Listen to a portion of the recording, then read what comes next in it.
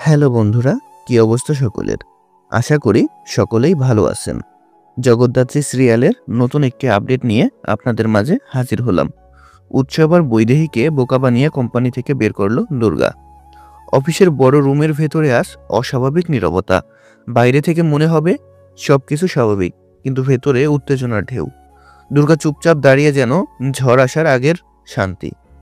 উৎসব আর বৈদেহী গত কয়েকদিন ধরে এক গোপন প্ল্যান চালাচ্ছিল।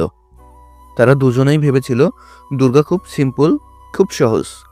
তার চোখে দুর্গা শুধু ওভার ইনোসেন্ট, যাকে ঠকানো খুব সহজ। কিন্তু তারা ভুল করছে। দুর্গা যতটা চুপ থাকে, ভেতরে ততটাই তীক্ষ্ণ। কোম্পানির কিছু গোপন ফাইল জানিয়ে উৎসব আর বৈদেহী নিজের মতো করে খেলা শুরু করেছিল।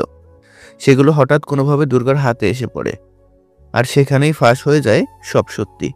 আজ বৈদেহী আত্মবিশ্বাসী গলায় বলছিল, দুর্গা, আমার সামনে এগুলো ব্যাখ্যা করার ক্ষমতা কি তোমার আছে? দুর্গা মাথা নিচু করে ল্যাপটপ খুলল, আর চোখ তুলতেই তার গলা শক্ত হয়ে উঠল। ব্যাখ্যার দরকার নেই, কারণ সত্যিটা সব বদলে দেবে।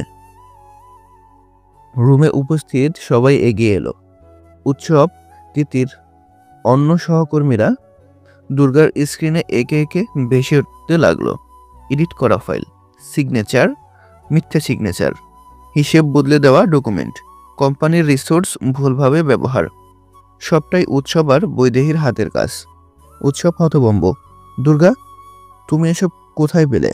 দুর্গা শান্ত গলায় বলল, যারা অন্যকে বোকা ভাবে তারা ভুলে যায় নীরব মানুষ ও সত্যি খুঁজে নিতে পারে। ম্যানেজমেন্ট আর কিছু শুনল না। সিদ্ধান্ত একটাই, উৎসব এবং বৈদেহী দুজনকেই কোম্পানি থেকে অবিলম্বে বরখাস্ত। বৈদেহীর মুখ সাদা হয়ে গেল। উৎসব মাথা নিচু করে দাঁড়িয়ে, সব হারিয়ে ফেলার ভয় যেন তার চোখে লেখা। আর দুর্গা, সে দাঁড়িয়ে রইল দৃঢ় ভঙ্গিতে।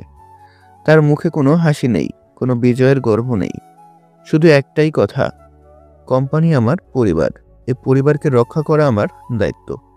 পুরো অফিসে একটাই আলোচনা, আজ যে নীরব মেয়েকে সবাই হেলাফেলা করত, সেই দুর্গাই আসল শক্তি হয়ে ফিরল।